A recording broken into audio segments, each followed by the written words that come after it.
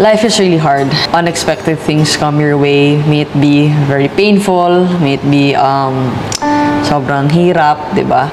And it comes to a point na you'd say you wanna stop, you'd say you wanna quit. But I always say to myself na whenever I do think of that, I do think of quitting, I do think of stopping, I just really go back to why I started it.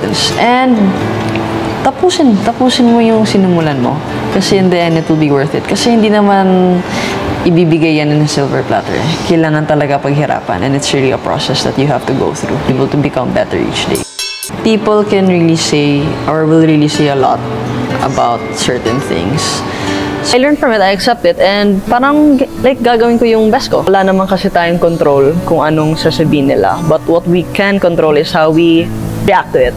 So, sa akin, ang na-accept ko, if it's something that's not true, I ignore it. But if parang, syempre may iba namang tao na parang what they say makes sense.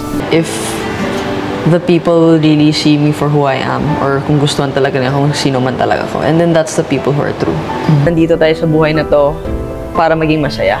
If it's one thing that makes me happy, gagawin ko talaga. As long as you're not stepping down on anyone. Do what you have to do good, do your best, and the rest will follow. Yun talaga. So prove them wrong. To thank everyone. Thank you for all the support.